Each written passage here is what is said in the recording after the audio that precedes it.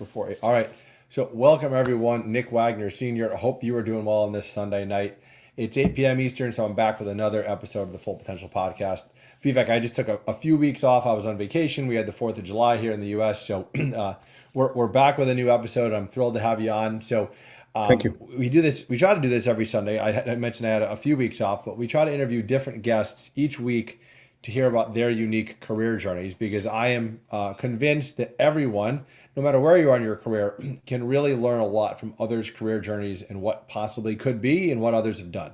So I have awesome guests like yourself, Vivek, that come on and share their Thank you. career journeys, what worked, what didn't work, like where you had successes, where you had failures, because we all know there's a lot of ups and downs in people's careers and zigs and zags. So Vivek Nigam, welcome to the Full Potential Podcast. Thrilled to have you on the show, and look forward to our conversation tonight.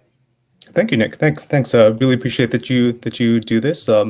It's actually interesting. One of the things that I always talk about is how we gain strength from our differences, and I love that you have such a variety of guests on here, and really honored to be a guest of yours today. Thank you. Well, I appreciate you. I appreciate you making time, and I do. I have a diversity of guests on purpose for that exact reason. You're absolutely right.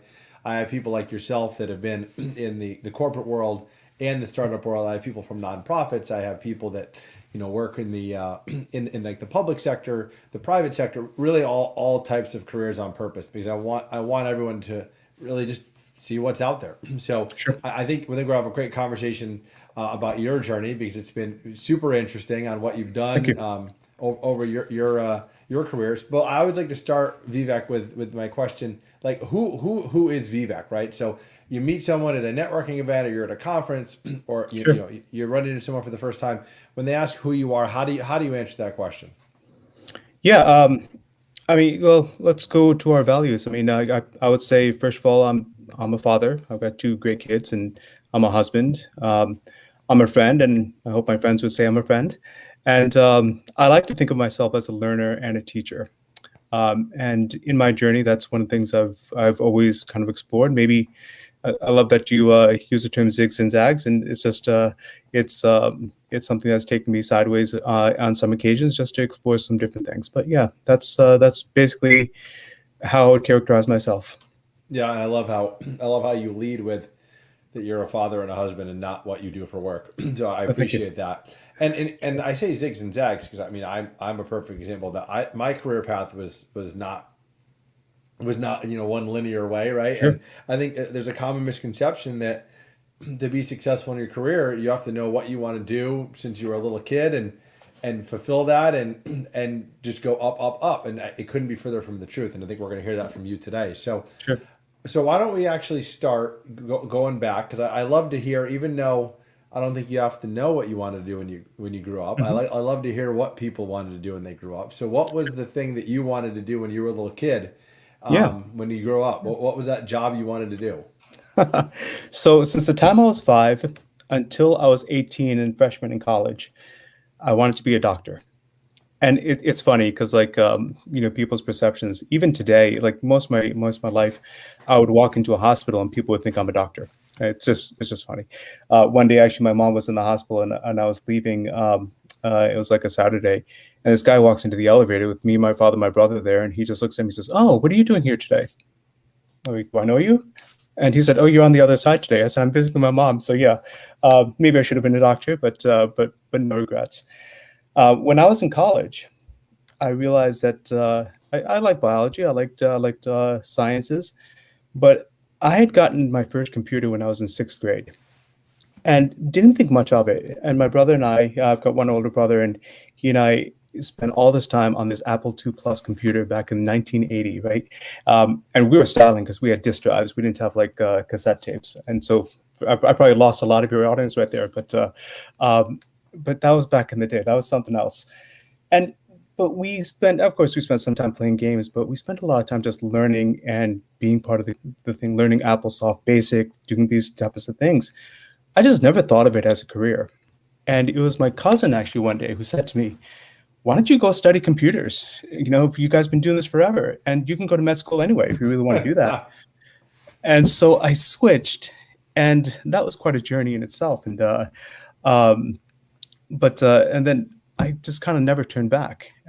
I've had my moments where I said, "Huh, I wonder if I would have been a good doctor." But I don't know. It's like I've loved my career the way it's gone, and I've loved where I've transitioned to, and all the zigs and zags and turning left when I should have turned right, and that's there's a lot of fun and a lot of learning in that. So I've really enjoyed that. But yeah, I want to be a doctor, and part of that was also my mom was diagnosed with lupus when I was very, very young, and I was probably 4 years old, and when that happened. So they gave her 5 years to live, but she lived long enough to see her grandson graduate from high school, and she passed away about 5 years ago. And it wasn't the lupus that got her; she died of cancer.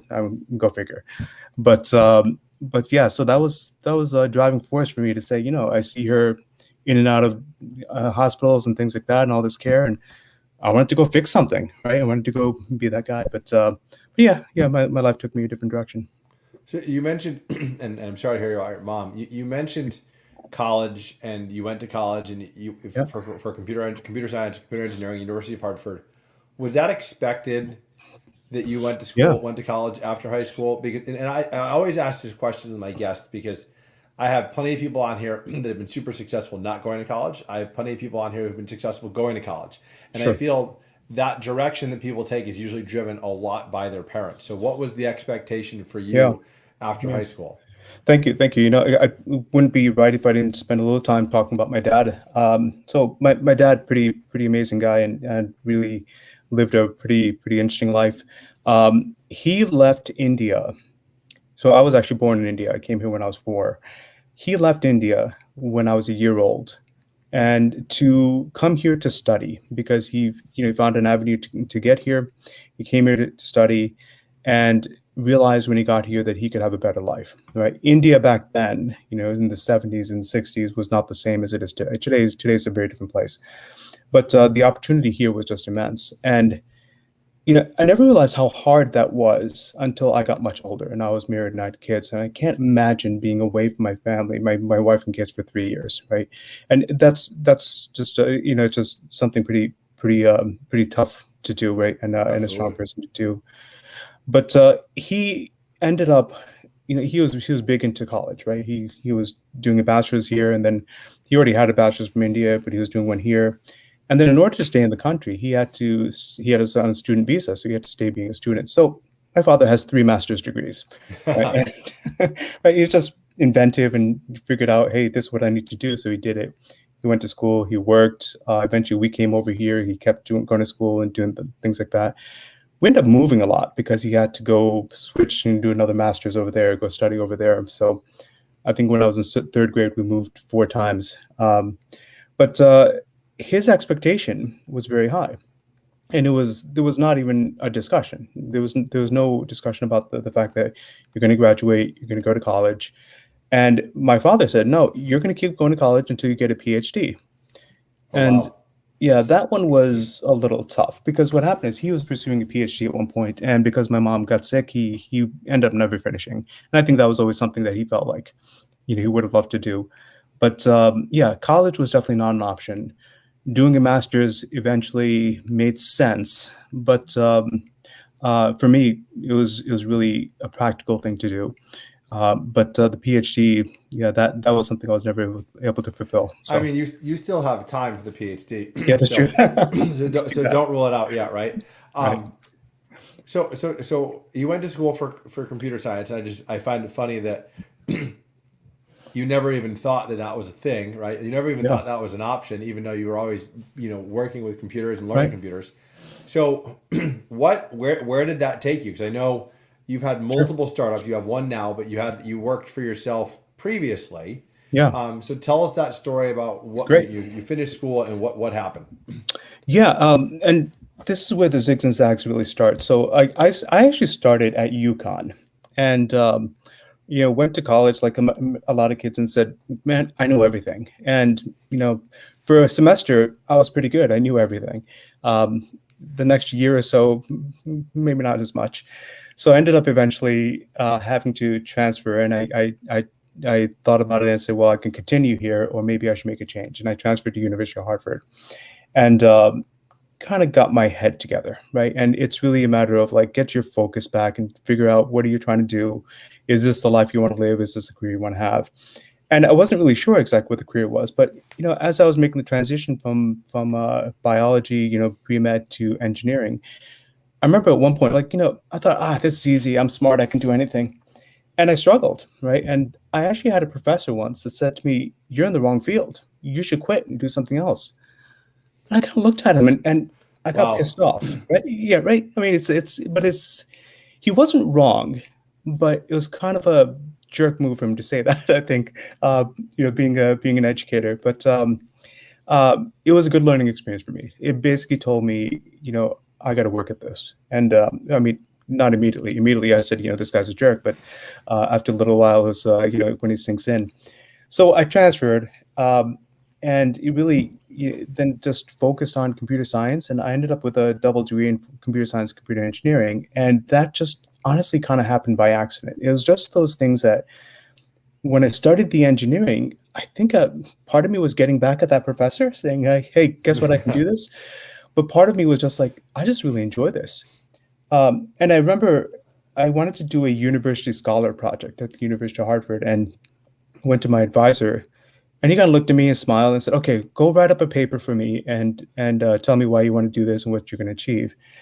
And he would say that to people, and I found out a couple of years later. He said, I usually say that to people because they have these bright ideas and they go back and get them some work to do, and they don't do it. They scare away. He said, "But you didn't scare," and I didn't. So, and we ended up doing a study in robotics and control systems and all that. So, spend a lot of time in the lab and just doing something completely different, right? I mean, I didn't grow up with playing with wires and electronics and things like that, and I'll tell you, in the lab there was a lot of smoke that happened, right? A lot of stuff that didn't go right, didn't burn out, that you burned up, but then when you ask questions, you learn.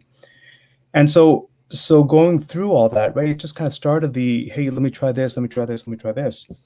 I came out, and it was a really interesting time to graduate at the time, right?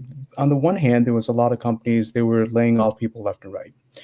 The co-op I did, literally at the end of the co-op, they offered me a full-time job, and I wasn't done with school yet. And so I was still basically going into my final senior year.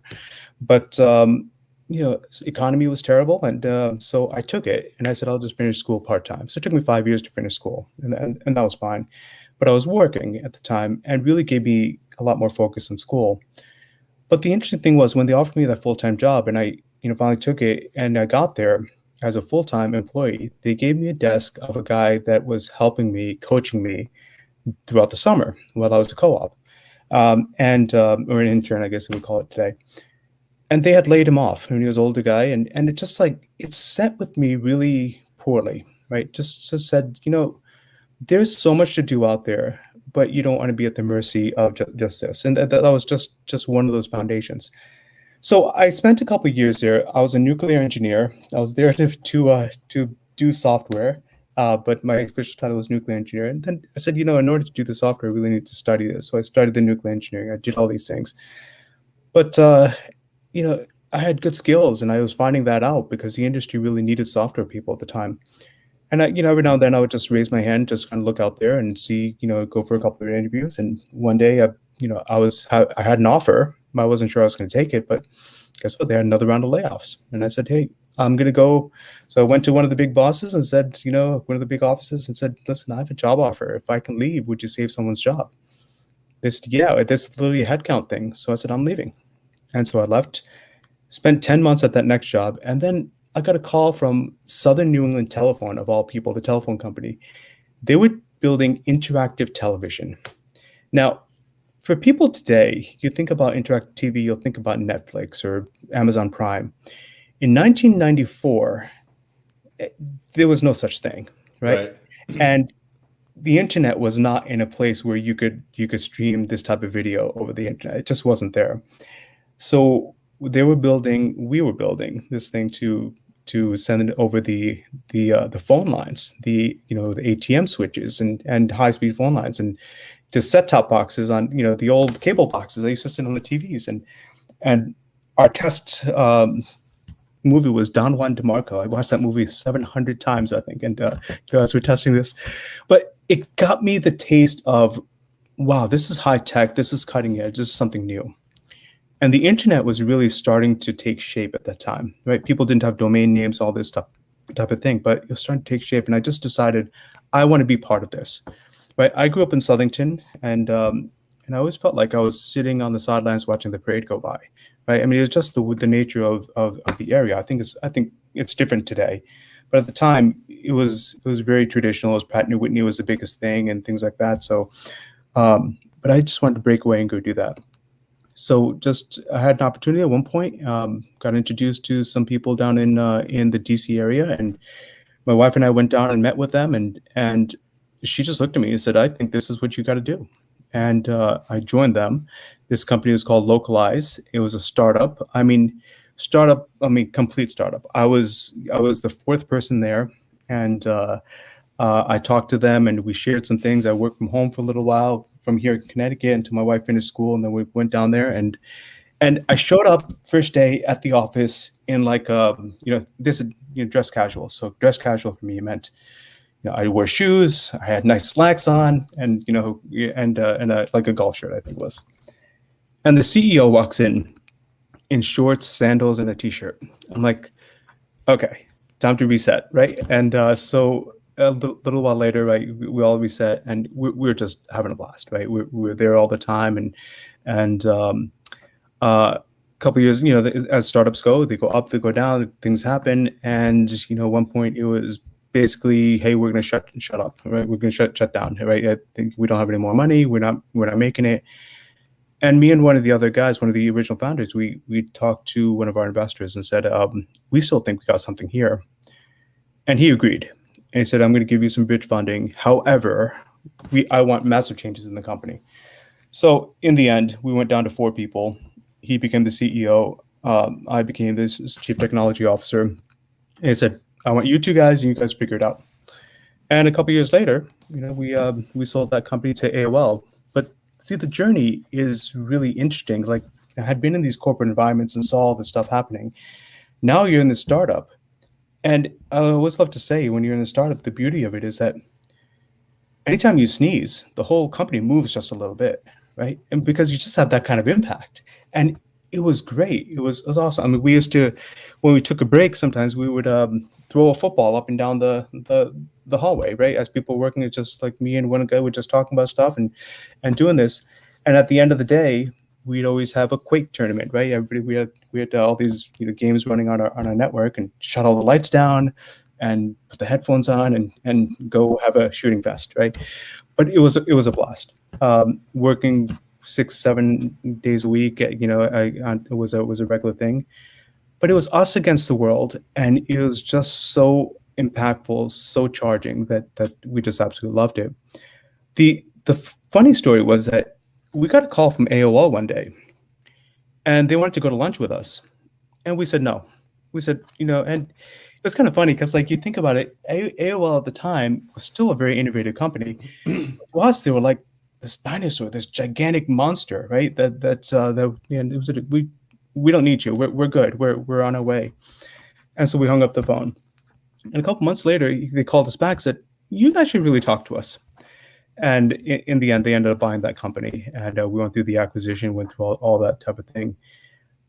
Perspective, right? It was a matter of perspective. When I got to AOL, you're walking down the hallway, there's a showcase, there's a like a display case with a painted picture, like with all these signatures on it, and it was this giant dinosaur. And it caught my eye because, like, we used to say, like, we don't want to get bought by AOL, that dinosaur, right?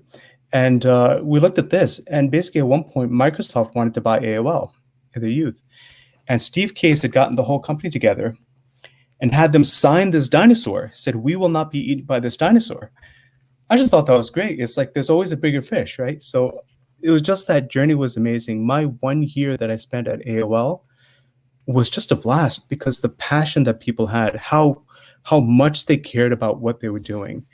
And anytime I had an argument with somebody, it's because I was running at 100 miles an hour this way, and they're running at 100 miles an hour this way. And we just met in a place where now there's a conflict. And it was never anything negative. It wasn't like, hey, I'm trying to make my career this or this and that, whatever. It wasn't anything out of the ordinary. It's just that I have a mission, you have a mission. We're just at an intersection, and there's a little conflict. Let's go figure it out.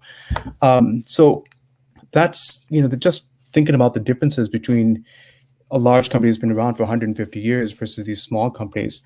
And I mean, it's just so amazingly energizing. No, Uh, I love yeah, that. I love that story. I love, and to your point, I have a lot of early career individuals that listen to the podcast, sure. and AOL is not, Yeah, known today like it was that's at the right. beginning of the That's right. internet. But to your point, I mean, AOL was was a juggernaut. I mean, That's right.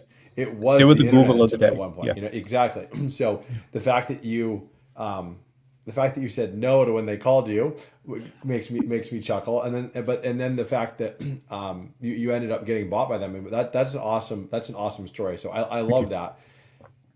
When and look, I think, I'm an entrepreneur too. I owned a business and sold it, and it's interesting because I think, and you know this, that once you work for yourself and do a startup, you just think differently for the rest of your career, 100%. simply because everything is not guaranteed. You talked about the ups and the downs of a startup. It can be very emotional working for Sure. yourself compared to like you then went and worked for Aetna and Travelers and the Hartford, which are just massive, Completely different. Fortune 100, Yeah.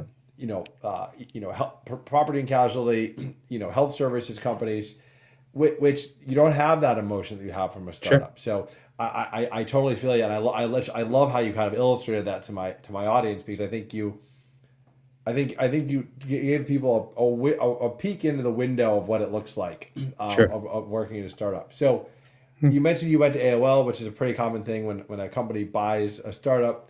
You Yep. go and work for the company that purchased Sure. you for a little bit. So I get that. You then did, like I said, you went from Aetna to Travelers to the Hartford, which are Hmm. three insurance companies. You did, probably about 20 years at those three companies, doing Yep. all sorts of different jobs, and now you're back to being a startup founder. So I want to ask the question: you left AOL, so you left the tech world. You went. It looks like you came home back to Connecticut, where you were from, Sure. to work in insurance. What was, I mean, how different was the culture going from Yeah.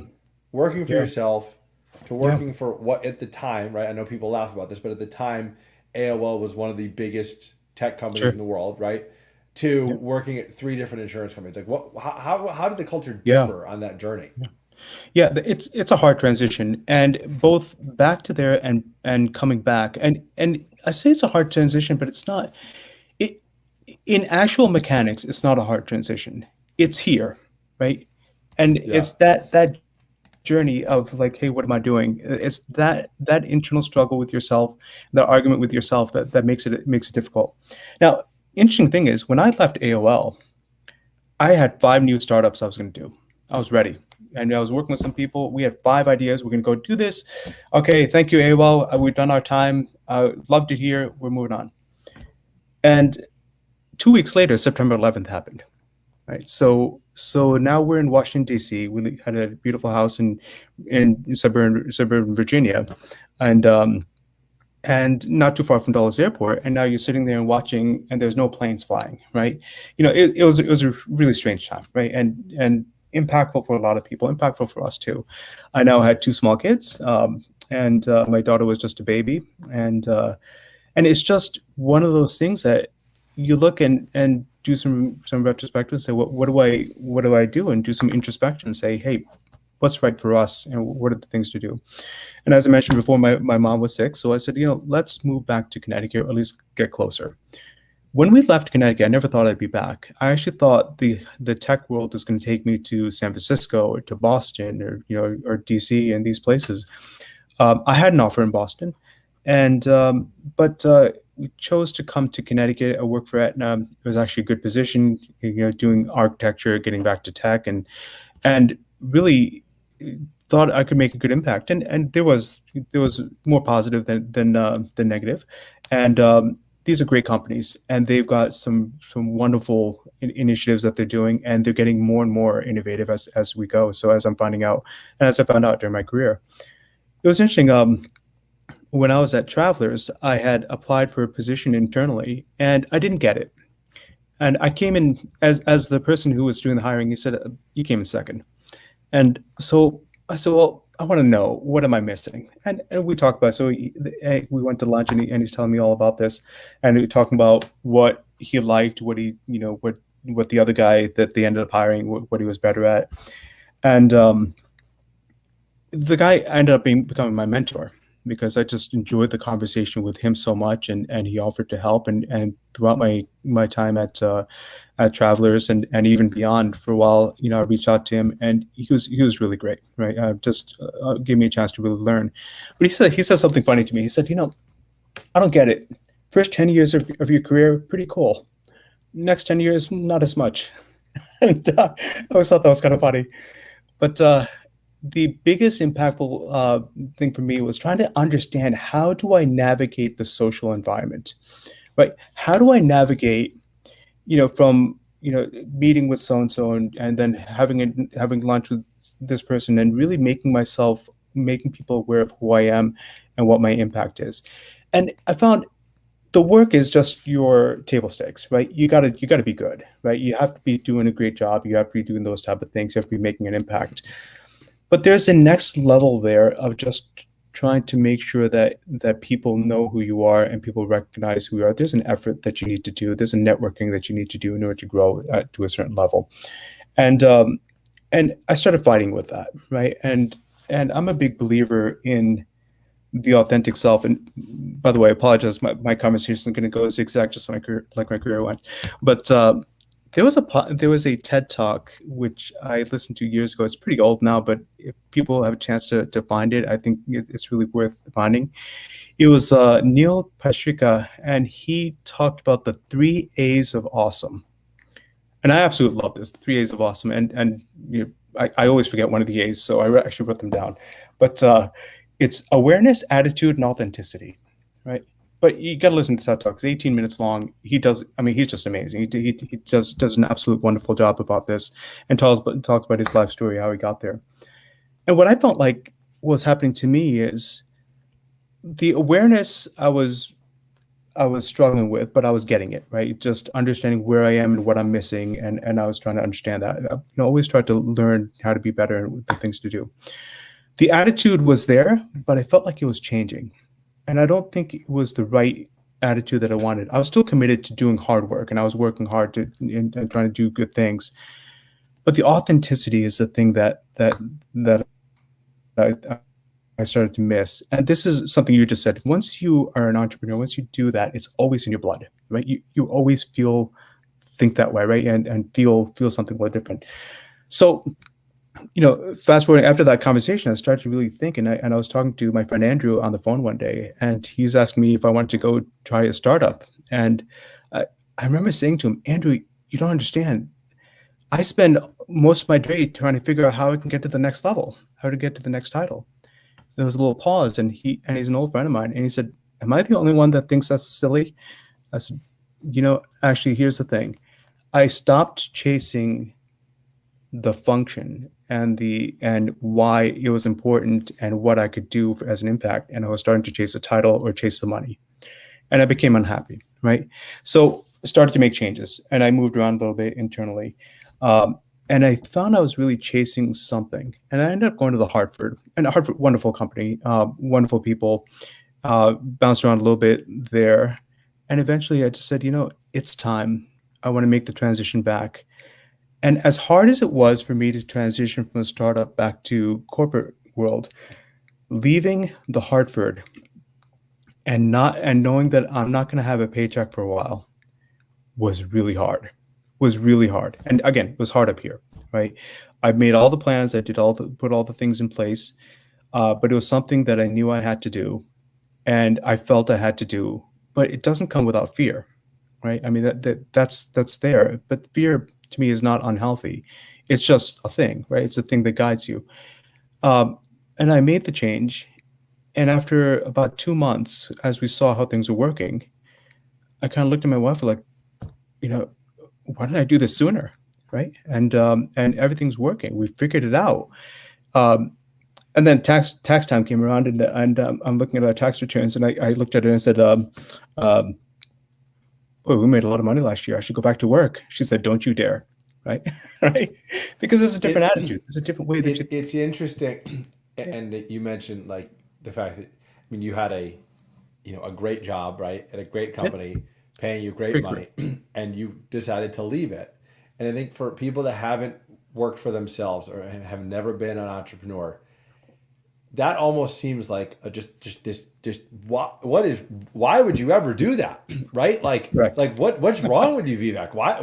Why would you do that, right? And it takes a certain type of person, and I think a certain type of, I guess the word would be arrogance, to think that you Sure. can do it, right? I mean, like you're betting on yourself essentially. So, Sure. um, and look, I think clearly family is a big part of your life, and Hmm. and your wife was on board with this, which is huge, right? Because you Huge. cannot Absolutely. make a change like that in your career without having the support of the people Totally critical. that you love with. So I love that. So tell us, you had all this great experience at these three companies. You left this job to be a startup founder again, to start BeRemote LLC. Tell us Yep. about your current venture. Like, what are Great. you doing? Sure. Why did you do it? And I think the interesting thing is, just share with us like what it's been, because you left in the middle of COVID, right? So Yeah. not only I did you did. leave a job, Yeah. not only did you leave a corporate job that you were doing well at, being paid well, you did it in the Yeah. middle of COVID. Yeah. So what are you doing and how's it going? Yeah. Yeah. I've not always made the smartest decisions in my life, but that's okay. Um, this one was not one of the negative ones. This was a positive one. It was the right time, and COVID and everything in place. Just having a little faith in us, in humanity, in our leadership, and our nation leadership, that we're going to get through all this. But it's actually an interesting time because everybody's working from home anyway, right? You had some freedom, some liberty. I could have kept working, and I could have, and kept trying to do a side hustle. Right? People like to talk about that. I just decided at this point it was the right time for me to jump and do this the right way, and let me go after it, um, and get this started. So the the impetus to this was, and I talked about it a little bit. You know, in companies, in corporations, people who are socially adept tend to do better, right? Mm-hmm. People who know how to network, who are comfortable talking to people, comfortable going out afterwards, just building relationships, they do better. I mean, I mean, I think that's pretty clear.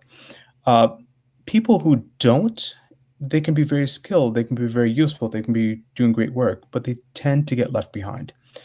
And for me, I never felt that was right. And part of it is just personal, right? My father was never that person to be networking and things like that. He worked hard, but he got passed up. And I remember growing up, he got passed up for promotion after promotion, right? It happened many times. And for this city, or different environment, politically charged environment, like many of us are. But you need to be good people. And not about, some people are just introverted. Some people come from a different background. Some people have different work styles. Some people are more analytic, right? Things like that. So I came up with a term. I said, I want to level the social playing field. And how do we do that?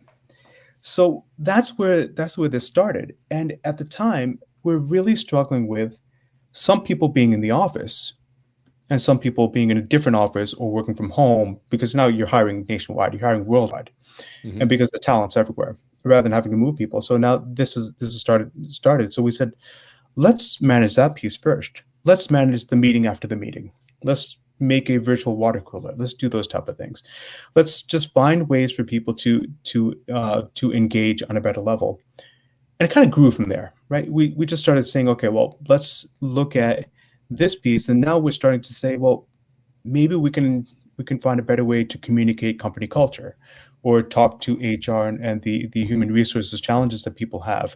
And so we built this platform really for people to engage, and it really was a response for me personally to say I had to figure out how to not be that guy in the corner and start to reach out to people, start to be social. And it doesn't come naturally. You don't just turn it on. It's not like you're born with it. You learn, right? And I didn't have that mentoring until I was probably in my 30s, and said, let's start learning this. And so that's where, finally made this transition. I said, and during COVID, it just, really started to highlight more of these challenges. Although on the flip side, the COVID was kind of the great equalizer, right? Now everybody's at home. There's no more of this, hey, two people walking out of the office and having a side conversation. But eventually we're going to go back. And so it really, BeRemote was designed for that. We've got a product out there called Reteam that's really designed to, and my favorite term is level that social playing field, right? And try to get people who are not so social to speak up. And for people who are social, maybe they can show them the way, right? This is how we do it. But trying to find a better team norm. And it was something that we see it all the time. You walk into a meeting and 10 people in the room, but 2 people do all the talking. And we're trying to find a way to make it a little bit more level.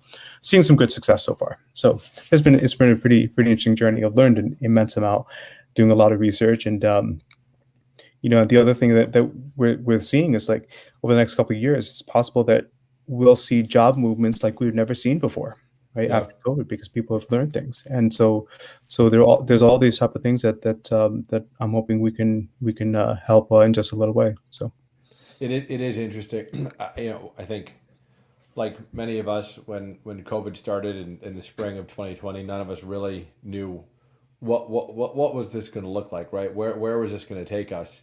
Sure. And from an employment perspective, we know that many people have, unfortunately, they lost their jobs, or they were furloughed, or they were laid off temporarily and then brought back, right? I mean, it changed the job market so much. Sure. and how Absolutely. We work so much. So the fact that you're right in that space on really the future of work, I think is a great place to be, because I think it's going to be, I don't think we work. I mean, I think the way we work has permanently changed, right? And I think you realize that. I think so too. I just love the fact that you were recognized and openly admitting that you can be great at your job, and you're not going to be as successful as someone who's great at their job and knows how to network and build relationships, right? That's correct.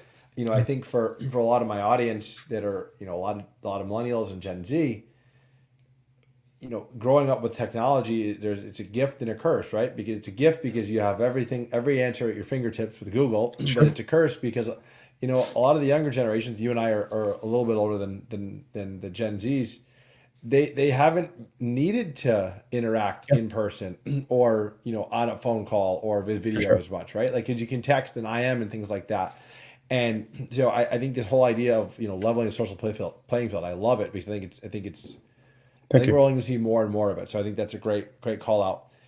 Okay. I always am fascinated by people that have done a startup, gone to the corporate world, and gone back to the startup. And it's almost like it's just in your blood, and you can't shake it, right? Like you just have, like you said it, you had to do it. You felt like you had to make this. You just weren't happy. So it's just interesting, just how it's so ingrained in you as a human. But I love the journey. So we always close the same question, Vivek, and I appreciate you coming on and sharing your journey. Thank because so many words of wisdom, so many great stories. Really, I loved hearing it. But I always ask the same question for every guest: is like, what is the one piece of advice that you would give my audience that's helped you reach your full potential? So why have you been successful at a startup, in multiple Fortune 100 companies, and now at another startup? Like, what is that one thing that you would share that's helped you be successful? Sure. I pondered this question a little bit, and hopefully give me a little bit of a liberty. I'm going to give you 2, and I think they work together. Sounds good. The first one, and I mentioned this earlier a little bit, is that we have a horrible word in the English language, and it begins with the letter F, and it's called failure. And if you can rewire your mind to get rid of that word, just eliminate it. Literally think about any situation that you have. Some achieve the outcome that you expected, and some do not. Both are equal learning opportunities, right? Both are equal learning opportunities. If you can eliminate that word about failure and putting yourself down and say, why did I fail? What happened? Eliminate that and just say, well, why did this not come out with the outcome that I was expecting? I think that to me is the biggest one. The second one, I like to say, and for a guy like me who can't dance, I'm going to say go dance, right? In other words, jump into the game, let it flow. And, I tell my kids this too, you have so much more to offer to this world than you realize. And what a shame it would be if the world didn't get to see it. So step in, give it a shot, go, and do it. I mean, I love people who say dance like nobody's watching, right? But go out there and do it. Hopefully, your experiences are like many people that I know, and you'll surprise yourself. And you'll be happy, pleasantly happy.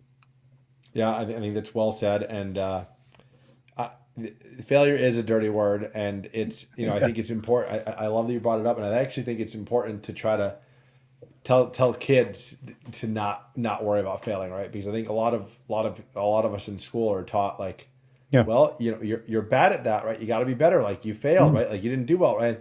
And I think that's where a lot of it comes from, right? So I think kind of like to your point, rewiring your brain. We talked about that a lot tonight. Will help that. So thank you so much for joining. Great Thank you, Nick. conversation. We're going to link to your LinkedIn. So if people want to connect with you, hear more about what you're doing, hear more about your journey, they're happy to do that. And we'll also link to your BeRemote LLC website as well. Thank So you. we'll link to both of those in the show description. And just want to say thanks again for making time. And I wish you the best with your latest entrepreneurial adventure. Thank And you. stay happy and be well. Thank you, Nick, and I appreciate you having me on today. And I'm so glad you're hosting this platform, and yeah, it helped me personally, and I hope it helps a lot of other people. Thank you, Thank sir. you. Have a great night. You too. Thanks.